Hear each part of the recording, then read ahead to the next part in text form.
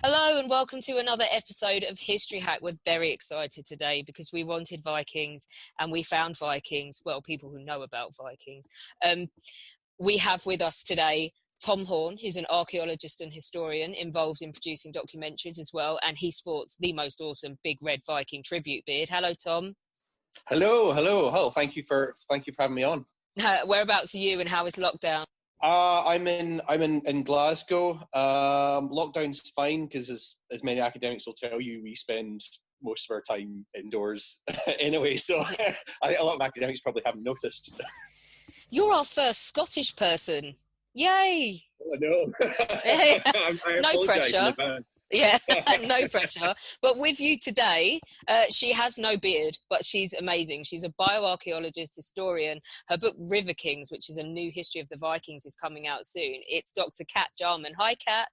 Hi, hello. Hi, where are you and how's it going? Hi, yeah, so I'm in the southwest. I'm in Wiltshire and it's going okay. I am actually just itching to get outside and because I do a lot of digging as well, I've actually taken to digging up my garden, which is going quite well, but I'm not finding When any you say digging, are opportunity. you like excavating it with the lines and the strata and... Not quite. It's mainly the Okay. flower beds. I've got my toolbox. I've got my mattock out now, so there might well be a test pit before you know it. That would be quite funny if there'd have been a test pit in your garden. But you have Yeah. small people to entertain as well, don't you? I do, so that's quite a challenge. Small people and puppies and And husbands and puppies. all sorts of things. So yeah, so it's quite full on, but So it's this going might on. be a bit of a relief for you to talk about dead Vikings. Yeah, it's quite nice. I've actually managed to properly shut the door and bribe them all. So yeah, peace and quiet and talk about Vikings is good. Excellent. What did you use? Chocolate? Yeah, there's Easter small eggs? Easter eggs. Yeah. So they're kind of Outstanding. yeah. So we're going to talk about the lesser known side of the Vikings, a few different aspects today, which I'm really excited about because obviously we all think Vikings, we all think war, plunder, rape, pillaging, invasion, which is obviously amazing to look at historically because it's all very exciting, but there's much more to the Vikings than that. Let's start with they travelled a lot, didn't they, naturally, to invade and pillage and plunder. But was it always for those benefits or did they have other ideas in mind? Yeah. So I mean, what you have is you've got this sort of migration and raiding element, and that's probably sort of what begins the Viking Age. There's some fascinating work.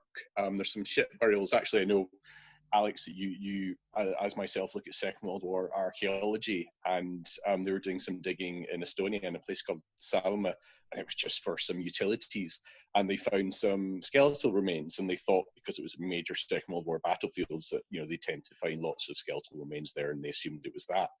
But luckily, they called the archaeologists in, and they discovered that actually these were what turned out to be essentially sort of large mass Viking boat burials. And Kat, someone that can definitely talk about that later.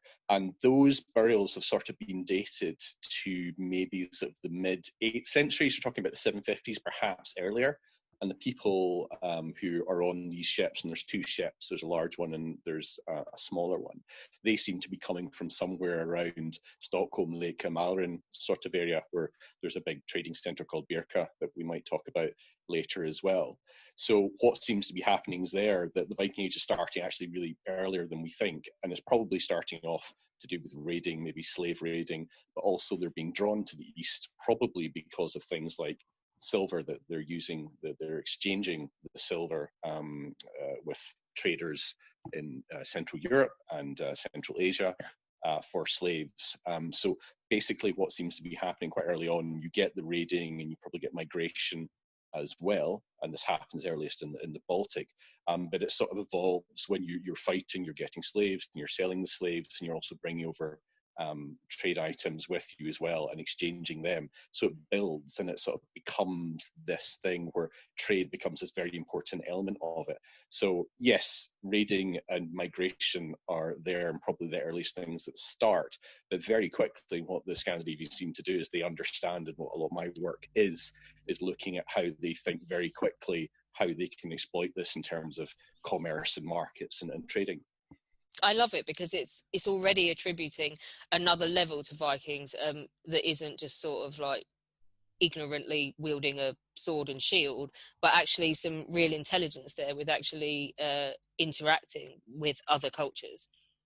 Oh yeah, that's absolutely a huge part of it. And we see, looking at much of what I do, which is looking at the 9th century in England, looking for the Great Army, which we've again traditionally thought of very much as this war band of Vikings just coming in, just looting and so on. But actually, they're also very heavily involved in trade. And there's a similar sort of things that what Tom's talking about. A lot of silver coming in. We're now finding, especially through the work of metal detectorists, huge amounts of silver dirhams, so these Islamic coins coming in the 9th century. So not only have they got these fortifications and winter camps that they used to attack the Vikings and especially fighting people like Alfred, but they're also actually trading with the locals, and there's a huge sort of economic basis. These camps that we used to think were just fortified sort of settlements were actually market sites as well. So you have craft work going on, you have loads of trade, you've got this whole economy based, especially around silver, that we didn't really know about 10, 20 years ago. And so trading and raiding are very much hand in hand, I think, with the Vikings. I love it, trading and raiding. We've mentioned silver. What other sort of things are they trading? So Tom mentioned earlier slaves, actually. Yeah. And that's probably one of the biggest commodities, I think, but it's one that's quite invisible because we can't really see it. We have some written records that tell us about slaves. We especially from the Irish annals, if you look at the Western sources, that mention slaves being taken, but we don't have a way of counting them because they're kind of invisible in the archaeological records. How do you prove that somebody was taken as a slave and traded? It's really, really hard. But we do think that a lot of, as Tom said earlier, that silver was swapped for slaves essentially. So that was one huge thing. But then we also have other commodities, lots of quite exotic goods. So we have things like precious gems and precious stones coming, again, really, really far away, coming from the east, things that connect into the Silk Roads, which is part of the thing that I think is hugely exciting as well. It sounds like a really exciting time to be a Viking historian / archaeologist. There seems to be lots of things coming to the fore and new things for you to look at. Definitely, yeah. I think when I first started in archaeology quite a while ago now, but it was not as exciting as now because we are finding new things. Some of it is with new methods, some of it is just reassessing what we thought we knew. There used to be a lot of sort of assumed knowledge on Viking archaeology and history, but now that we're sort of reinterpreting it and adding some new bits, a lot of the science, bioarchaeology, DNA, that sort of thing is really adding to it. So yeah, definitely a good time to specialize in Vikings. It's very exciting. What about Viking exploration? Is that just an offshoot of looking for places to raid, or is there more to it? Well, yeah, I mean, again, it comes down to these sort of phases. You've got the stuff going on in the 8th century. It starts in the east, and Kat can talk later about her work in Ukraine with the Rus, who are sort of Scandinavian Slavic group. But also we get the exploration generally from sort of southern and western Norway towards Scotland and Ireland. And what seems to be happening there, the sort of earliest phases again are these sort of more the sort of warband phases that set up things like the winter camps that at Torksey and Repton that Kat looks at, but also you get them in Ireland as well, and they're called now my Irish pronunciation is terrible, but it's like Longfjord, which are sort of long ports, which are sort of basically like ship forts. So basically you'll pull up your ships at the side of a river and you'll set up a sort of little fortified camp. And again, you like at Repton that Kat looks at as well, this might be an area where you do craft work and you set up as trading as well. Again, this seems to be something that starts off at the very earliest ages of Viking exploration. But what comes in the wake of that, particularly in Scotland and in eastern England, what would become the Danelaw, you get settlement there as well, because there's this idea that a lot of the Viking lands, there's a wonderful theory called youth bulge theory, which suggests that there's this spike in sort of population and there's lots of young males, second, third sons, because there's not so much great agricultural land, especially in places like Norway. that you have to go abroad and you have to get your lands there. You can't, you can only subdivide the farmlands so much. So basically there's this impetus for trade goods, because that can increase your sort of social standing. But there's also, and you do that by raiding perhaps an Irish or Scottish monastery, and we have some evidence of that, particularly in Scotland. But then there's also this demographic pressure perhaps that's forcing people to go out and seek new lands, and you get a lot of settlement, obviously, in the northern and western Isles of Scotland. The Northern Isles of Scotland, Orkney and Shetland particularly, is very heavily settled. Less so in Ireland.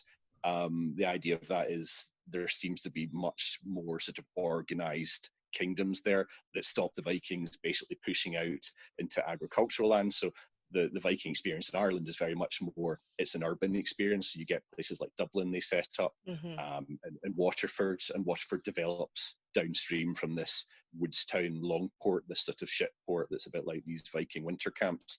So it doesn't really develop into that big colonial sort of movement where in the way that it does in England and in Scotland. So you've got these sort of different sort of push-pull factors. You've got the pull of slaves that you can trade, but you've also got the pull of the sort of ecclesiastical riches that you can raid from monasteries, and there's also the pull of the land, and there might be the push factors as well, which is the fact is you're just running out of useful farmland and at home.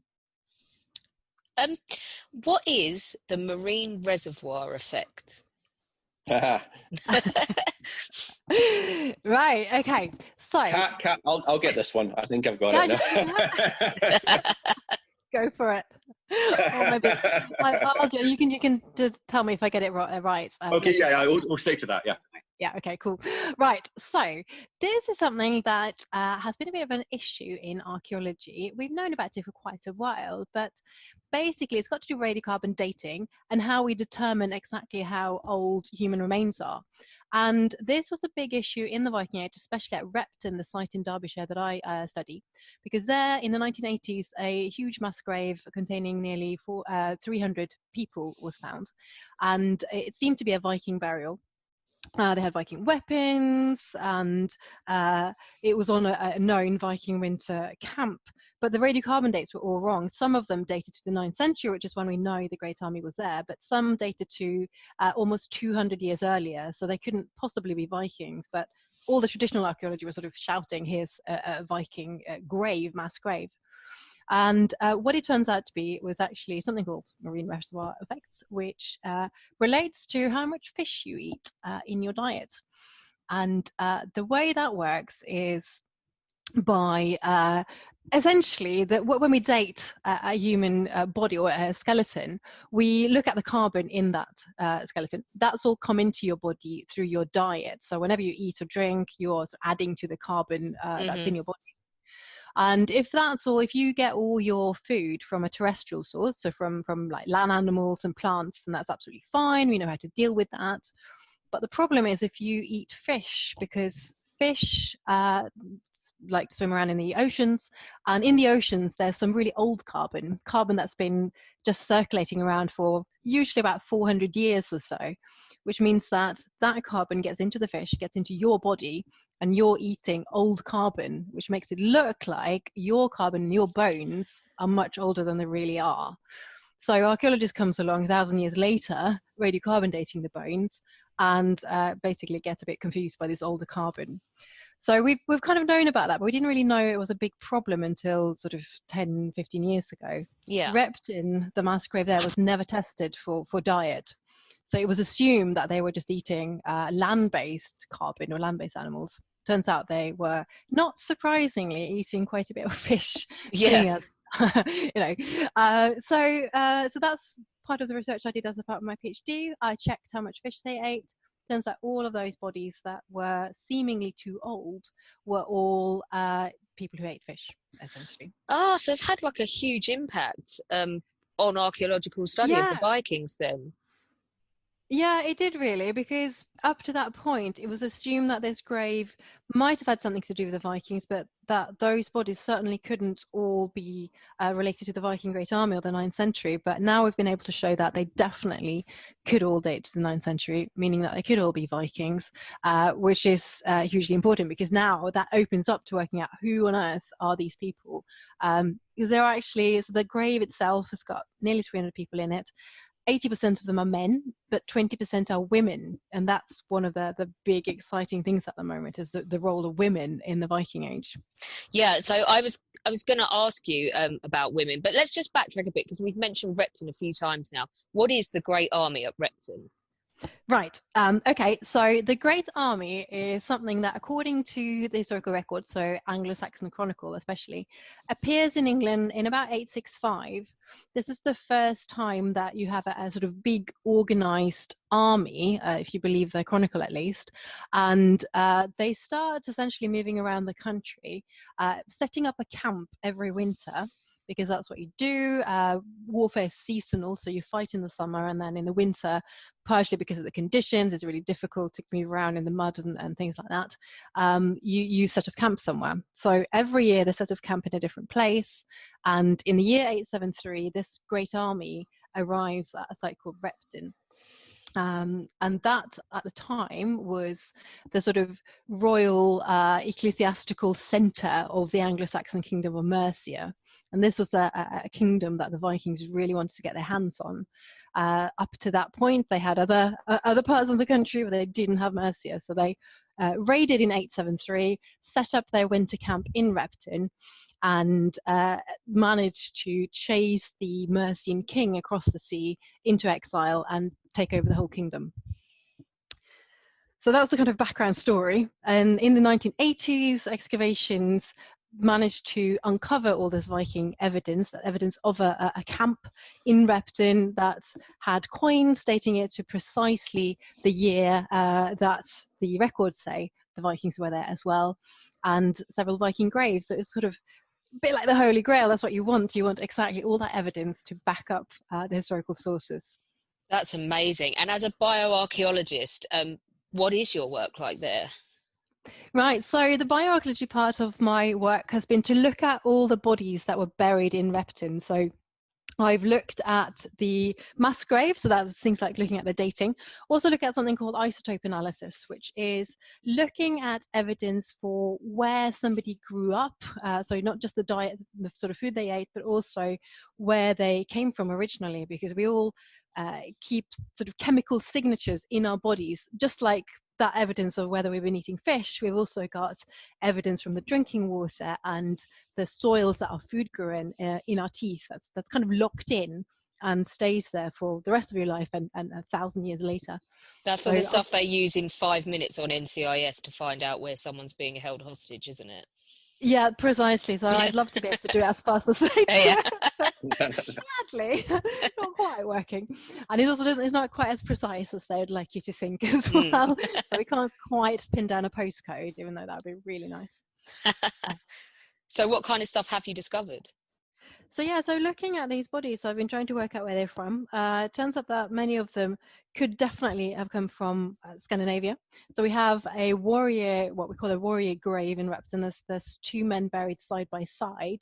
One who's sort of stereotypical Viking warrior. He's big and bulky and strong, and he's got a sword next to him, Thor's hammer around his neck. He's sort of everything your mental image of a Viking. That's kind of him. And next to him, there's another man. So they both have come from a place which is very consistent with Denmark, actually. Yeah. So that's quite likely.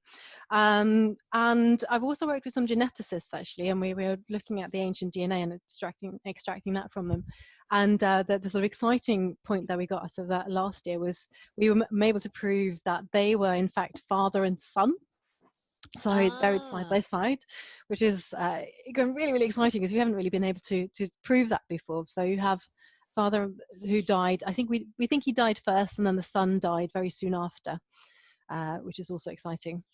Do you have cause of death on them, or is it just natural? Yeah, there were some pretty serious and horrendous injuries in both of them, especially the father, who's got hacked quite severely. So they're clearly battle dead, both of them. You mentioned a Where did he mass. get So go on. Where did he get hacked about? Do you remember? Where did he get hacked about? So he got lots of places. The most severe injury is on his left thigh. So there's a cut into his femur at diagonal, and so it slides down. If you imagine top of your left hip, and then it goes down at an angle. And obviously there was no soft tissues remaining, but it seems quite likely that he would have lost his penis in the process because. Oh no! Yeah, because of the sort of angle of the cut, but also because those who buried him placed a boar's tusk right in between his legs. So they've given him a penis for the afterlife. That's the theory, yeah, so that he'd have something to take with him to Valhalla, just, I in think, case. you know what? He now wins the prize. We'd already had Sophie Hay on, and we felt quite bad for the prone Pompeii man who looks like he's in a final moment of self-gratification. But this guy might top him for the most unfortunate corpse award in archaeology. Yeah, I think hopefully the boar's tusk was helpful, but who knows? Yeah. Oh, poor guy. I mean, I Does think that make you cringe? Yeah, certainly. As a man, certainly it makes the eyes water. I'm picking up on what Kat was saying about the origins as well. There's fascinating work that's been done on various other mass graves sort of later on the Viking Age as well, and because we're sort of, there's this idea that Vikings are particularly in Scotland and Ireland and the north of England, they're maybe Norwegians, and that's the way we think of them. They're coming from the fjords and on their ships and they're heading across. And what my work is doing, where it really segues in with Kat's latest research here on the origins, is if these father and son, if they're coming perhaps from Denmark, that's really interesting for the way that I look at how they approach this sort of the markets and the commercial and the monetary elements of these things. This is very boring compared to horrific sword wounds, but it's quite interesting over what they're doing when they're setting up these camps. They're making fake coins. They're obviously trading. They're using silver that they weigh in balances, and they use that as cash and money as well. So it seems a very sophisticated sort of the way we would think of sort of modern commerce. And the interesting thing about the Danish element is the Danes at that moment were also essentially had an influence in Scania and in southern Sweden, and also in the sort of Oslo fjord area of Norway. And what that influence seems to bring is this very sort of market-orientated society, which uses these sophisticated forms of commerce and the sort of very sort of fancy uses of money, which you wouldn't necessarily associate with the Vikings. So when I look at the Great Army, I see them obviously as a sort of military force, but I see them as a very sort of southern Danish Scandinavian influence group of people who bring across these ideas of what a town should be like, what a market should be like, and maybe actually deeper than that they're actually trying to basically copy what they know from their homelands around Oslo and in Denmark, and they think, well, this is what a market looks like. This is the really efficient way to get money. If you're the king, you think, I set up this market and I can bring in all these independent merchants, and then they give me trade money and they give me toll money as well. And also I get to skim off some nice gifts, and I get to get this monopoly on trade goods, so I can reinforce my social position. So when these warrior bands are coming from that part of Scandinavia, when they're setting up this war camp in places like Repton as well, in Ireland as well, in Woodstown, they're often thinking, well, this is not just an army camp, this is also like a sort of mini town. This is sort of like a travelling bazaar as well. So that's where my work sort of on a sort of more sort of macro wider level, and looking at all these sort of slightly boring economic aspects of things, actually when Kat's work can bring in saying, oh, these people are actually from Denmark, and that actually really works well with what I'm trying to say about the sort of wider picture in terms of economics. It's fascinating how you can both use one site so differently. I'm still feeling slightly queasy. I feel like, the end of season 3 of Game of Thrones, when the thumbs in the eyeballs thing, where the guy's yeah. head got smashed like a melon. I feel nearly Yes. that sick over the poor guy with the lack of penis. But speaking of sites you've worked on, you guys have worked together somewhere that you don't associate with the Vikings. They got to places we don't automatically think about, didn't they? So tell us about the Ukraine. Yeah, so we've spent, well, I've been two years there now, and Tom came along last summer as well, which was fantastic. So we've been working on a site which we don't normally call a Viking site, we'd call it a Rus site, and these are essentially the Eastern Vikings, and there's a big debate on how much of a Scandinavian influence they really had. But if you sort of look at any textbook really on the Vikings, you'll normally see these arrows going out. So you'd have the arrows going, perhaps as we were just saying, what Tom was saying, from Denmark to places like England, and often Norway to England as well. And then if you look at somewhere like Sweden, normally those arrows go more to the east, and they go in towards what is now Russia, down through Eastern Europe, and all the way down to the Black Sea. And that's where we are getting a lot of the silver coming in. So it's starting, like Tom was saying at the beginning, with places like Estonia and Salme, just sort of short hop across the Baltic. But what is actually happening there, and we do think a lot of it comes from Sweden, but we've also got some new evidence on that now. There's a lot of trade going, especially along the river. So some of it is raiding activity, but a lot of it is also trade. And you can actually get all the way down from the Baltic down to the Black Sea, which I thought was really amazing when I first found out, on the river systems. Some places you have to actually take your boat out of the water and pull it across land, and you sort of have to negotiate all of that, but you can get all the way down. And what's happening from that stage in the late 8th century is that you're starting to see these settlements popping up, sort of circulating out from the Baltic and down towards the Black Sea region. Now, we know a lot of those have got a big Scandinavian input and influence, because there's a lot of typical Viking and Scandinavian artifacts. But as Tom said earlier, they do also mix with the local Slavic population. So we know a lot of the Vikings go down the eastern rivers, and they set up some of these trading posts, some places they completely take over, setting up towns and so on. And then they become very heavily involved in the politics as well. And they then get involved in trade. They help the silver flowing back up north to Scandinavia, and they become embroiled in the local politics. So the place we've been working at is in Ukraine, is a site called Vipovsev, which is one of these trading settlements that's definitely had a Viking Scandinavian input. How much, we're still trying to work out, but it was very cleverly situated on one of the bigger rivers that's just a little bit north of Kiev. And it's a place where the Rus is the name for these groups that may or may not be Vikings. And they basically set up fortified settlements where they control everything that goes up and down towards the Black Sea, towards places like Kiev, towards places like Constantinople or Istanbul as we know it now. And they take taxes, they control people, they take slaves, they sell slaves, and essentially do the same sort of bit of raiding, bit of trading, but they become very big and very, very powerful. No, I was just going to say that's the sort of site we've been working on, one of those settlements, and we've been joining a Ukrainian team and digging there for 2 years, which has been very exciting. So for those obviously that don't know, Rus obviously becomes Russia, doesn't it? That's the precursor to Russia, Precisely. in some shape and form. Have you found anything in the Ukraine, guys, that changes what you thought about the Vikings? Any new evidence that has made people's perceptions evolve? So far we haven't found that great big thing that changes it yet, but we are finding, well, last year we found more evidence that the site was bigger, it was more important, it was possibly earlier than we thought previously. But I think what we are finding is actually some links back in places like Scandinavia and also in England that are now linking to the east much more than we thought before.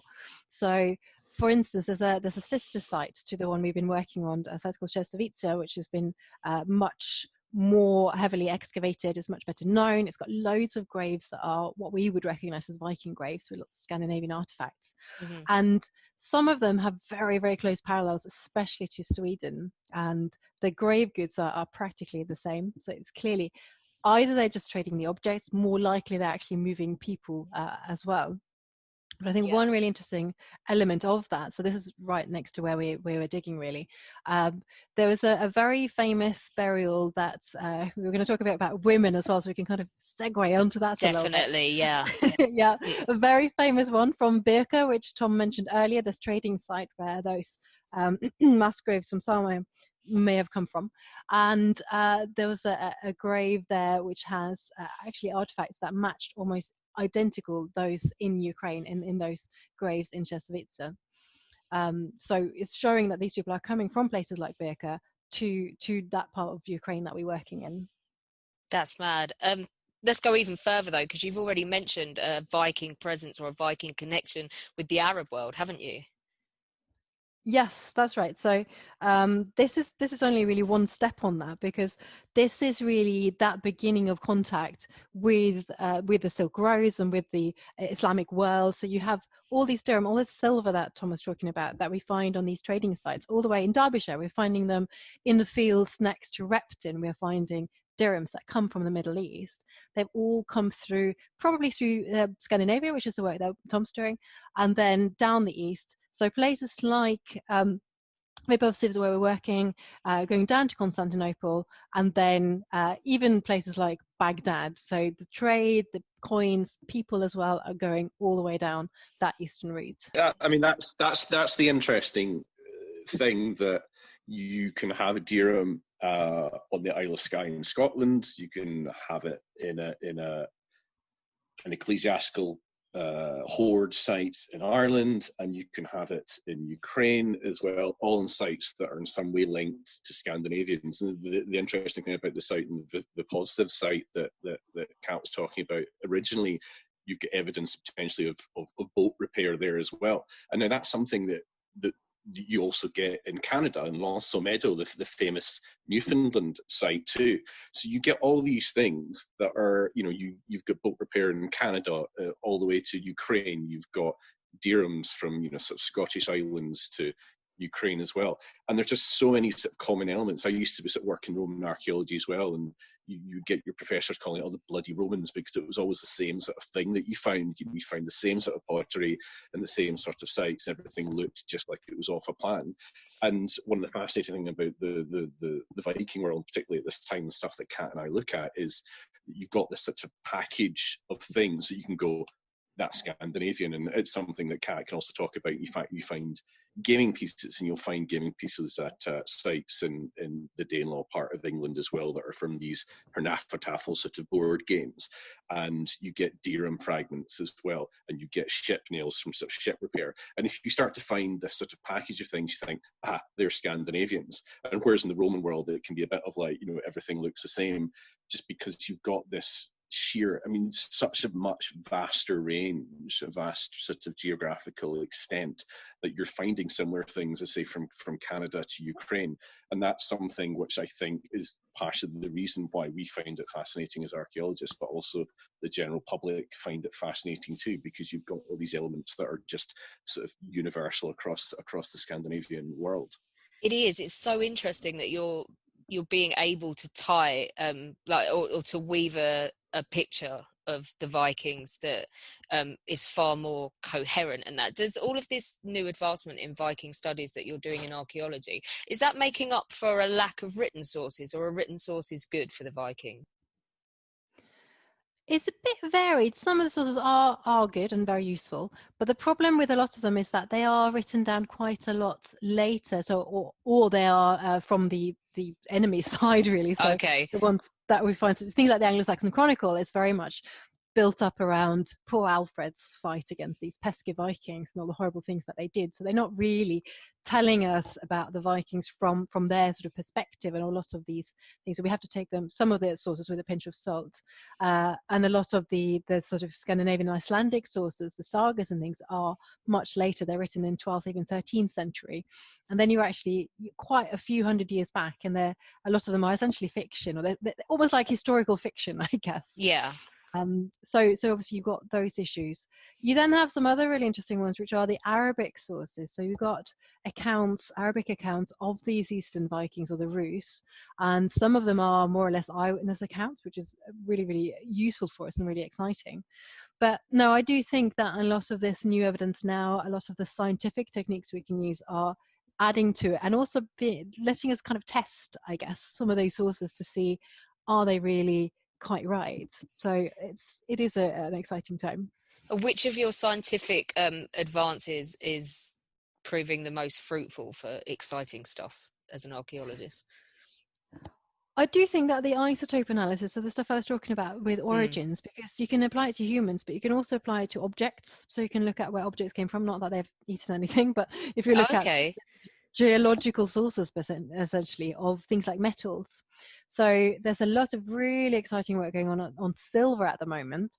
So we're finding all this silver. If you're finding a dirham, then it's really obvious where it's come from, because it will have that written on it. It will have the year it was issued and the place it was issued in, and that's fine.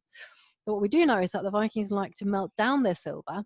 So they'd take these really good quality silver Islamic coins and they'd melt them down into either an ingot they would then cut off bits and use them to buy stuff with, or just turn them into beautiful jewellery. And sometimes the jewellery was sort of currency as well. But up until now, we haven't been able to say anything about where that silver came from. So unless you found actual coins, you couldn't really say so much about that. But you can do the same thing as with the human teeth. You can look at the isotopes in the silver. So things like lead isotopes, if it's got a little bit of lead in it, and you can look at what sort of geology that specific lead came from, because different geographical regions, different leads in different parts of the world have different signatures. So you can take a tiny bit of something in the British Museum or something like that, and you can find out with a relatively good degree of confidence whether that came from England, if it came from somewhere like France, or if instead it came from the Middle East. And that's really starting. It's just coming out now, some of that data, and it's hugely exciting, because now we can say that actually an awful lot of it is coming from the East, much more than we used to think. And Tom, what about you? Is it the same thing that's driving your research forward, the isotope analysis? Yeah, no, there's some great work. People like Jane Kershaw is doing work on that at the moment, and that work is ongoing. As I say, I mean, I think Kat's work is, on origins of the sort of Great Army is something that's really working well with what I do. As I say, my sort of thesis is these people from sort of southern Scandinavia, the sort of Danish groups, even if they were sort of from Norway, they were sort of Danish influenced groups, and they're coming over and they're trying to set up basically a vision of what they knew in terms of this place called Hedeby and Kaupang, these sort of market sites, and Birka in the sort of Baltic and in southern Scandinavia, and they're trying to transpose this onto York and to Dublin, and you get this sort of joint kingdom of York and Dublin, this sort of big sort of Viking kingdom across the Irish Sea. And for my theory to make sense, as my work in my PhD was that basically this is a sort of Danish style or southern Scandinavian style idea that you set up this thing called, there's lots of academics in Scandinavia would talk about network kingdoms, and I can give references to that to anyone that wants to contact me afterwards. Basically, this network kingdom idea is that you have York and Dublin and their sort of nodal markets, and they're part of this sort of kingdom structure that are based around these trading sites. So basically this idea, you set up this kingdom, but it's based on trade routes and it's based on trading sites. And my work would be looking at saying, well, this makes more sense if you're setting up Dublin and York in this way, and there's this dynastic continuity, basically you have a king in Dublin, and they'll spend most of their reign trying to also be king in York as well in the Danelaw. This makes more sense if you're trying to basically copy what was happening in places like Hedeby in Denmark, and Kaupang, and a place called Heimdalsjordet is another Viking market site set up there as well. Basically, it makes sense if the people that are coming over to set up, in the Great Army, they're setting up these winter camps, and they're setting up these Longford winter camp type things in Ireland, if they're coming from southern Scandinavia. So if Kat's doing work saying, well, actually these people in these graves seem to be Danish, that really helps me say, well, this makes sense because the people are actually coming from these areas where I would expect from the way that I look at how they use money and how they set up markets. So in terms of the work that's coming out at the moment, as I say, that work on getting geographical origins of the actual people, the actual Vikings involved, is something that really is really helping me. Brilliant. I just love that it's advancing in so many different directions as well. Just finally, we did say that we talk about women. And Kat, you mentioned that 20% of the graves at Repton are female. How is this changing the way you look at Viking women, and is it revealing a different role in society for them, and what's it telling us? Right, yeah, so this is the big question, and it's the one I get asked a lot as well. Who were those women? Were they warriors? Or were they fighting women? Were they Vikings?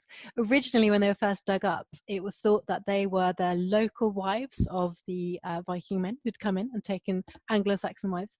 We now have to change that quite radically, actually, with what we know about Viking women now. And it's come from a few things, and one of them is the isotopes. So the isotope evidence of those women in particular, those in Repton, the ones I have tested, they're kind of coming from all over the place, and I can't conclusively pin down the postcode like that. Those lucky NCIS laws. It's like people I'd love to say, oh, actually, but they're not local. They're definitely not local women. A few of them have isotope signatures that don't really fit into England at all. Quite possibly some really mountainous regions of, I don't know, Scotland, Tom, or somewhere like that, so possibly Wales. But I think it's more likely that they have come from Scandinavia. But what we can pair that up with is evidence from across Scandinavia that women were really mobile, and we used to think that all the Viking women would be sitting at home carefully tending to the farm, looking after sheep or whatever, while those pesky men were out raiding and pillaging. But actually, we're now looking at isotope evidence across Scandinavia, across Viking sites. Women were moving as well, so they were part of the movements, both going out and actually also some going into Scandinavia. And we also have evidence from someone like Jane Kershaw's work looking at jewellery, Viking dress jewellery from England. There's a huge amount being found by metal detectorists showing that Scandinavian women are coming to England as well. So if we know that women are moving around, we have to start questioning what those women were doing there in Repton, because they could very well also be part of the Great Army. Does that mean they were fighting? Well, we can't actually answer that. I think it's been popular sort of conceptions of Viking women, and especially programs like Vikings have convinced us all that Viking women could just as well be warriors as men. That's not necessarily true. It's not impossible that they were fighting and part of the army, but they certainly were there, and they certainly were also coming from Scandinavia. If they were part of that group, it's likely that they would have known how to fight to some degree, that they know how to defend themselves. You weren't going to bring your wife or your sister or your mother along and leave them completely defenseless and Yeah. just unable to fend for themselves. So they would certainly, I think everyone has to pitch in if you have to fight the Anglo-Saxons. So they were certainly doing that as well. But I think the fact that they were part of the outwards movement is what's really, really important. That doesn't really matter so much if they were warriors or not, I don't think. I think people get obsessed and excited about that, which I can see why. But I think it's more important to know that they were there, they were part of it. And that's also going to spread things like culture and language to much more. There's a reason why we call it mother tongue. So if women are coming along, they will be spreading a lot more things than perhaps just a group of men. So that's changing the picture quite a lot, I think. That's yeah, and I think just to add to that site of Birka again, which is sort of at the very beginning of the Viking Age when it heads out to the east as well. What the interesting also trades with the Western Viking world too. What you get there is graves of women and also of children that have trade paraphernalia in it. So they have these specialized weights, and they have things related to it as if they're also involved in trading. You might get this idea that, you know, while people are, you know, heading off towards these Russian Ukrainian rivers, they're actually managing the sort of import, you know, export business back at home. And again, if Kat and Jane are looking at this work where people are, you know, women are actually physically moving over as well, perhaps that's something, you know, to get away with from the Viking sort of fighting aspect of it as well. Perhaps again they're involved in this trading sort of element of it too. They sort of manage, they're doing financial sort of aspects to it as well. So I think it is, yeah, what you know, what their role is. But the fact is, it doesn't have to just be one thing. It could be this sort of multiple, just as much as the men. They're sort of doing all this huge spectrum of economic and sort of martial activity. Yeah, I think the Vikings really, my main conclusion is that they were really good at multitasking, and they're really good at working out what was really needed in any one situation. So you could be fighting, you could be trading, they were kind of jacks of all trades, I think. And that's one of the things that made them be so successful. They could really adapt to what was needed at any place in time. So if they needed to fight, if they needed to get their wealth that way, they could do that. But if they needed to trade, if that was more suitable, then that was also something that was open to you. So I think that ability to just take advantage of any situation, work out what was needed, what you could adapt from home, what you needed to learn, a new way of doing things, either in the West or in the East, was part of that great big success that made them go all the way to Baghdad in the East, and then North America in the West. I think that was part of the key, really.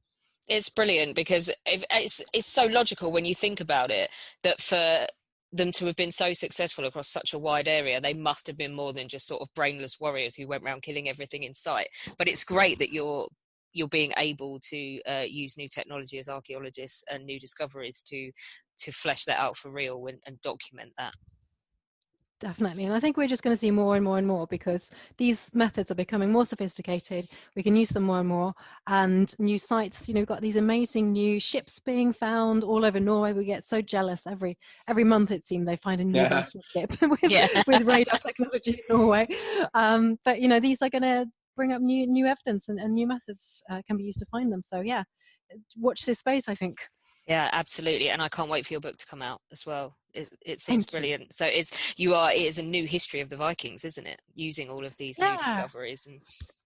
So I'm using it, and especially connecting what's going on in the West to the East, and trying to look at it slightly differently. So saying, what are the contacts with the Silk Road? How can we trace it down the rivers going to the East? So it's going to be hopefully a slightly different book for most of them. And it's meant to come out this autumn. It looks like, unfortunately, because of this horrible virus, it's going to be delayed until 2021 now. But it is coming. I think I saw that potentially February.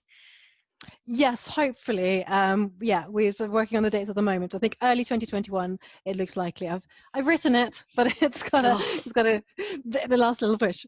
Damn. And I hopefully I'll have a book out in 2021 as well, which again I've written, and I've got my contract, but that'll be again more in sort of my PhD, looking at this idea that, you know, sort of the Vikings carry this very sophisticated idea of market and marketplace with them, and they very deliberately try and set it up when they're in the Viking West as well. So there should be quite a lot to read in 2021 on this fascinating, vast, multifarious world of the Vikings.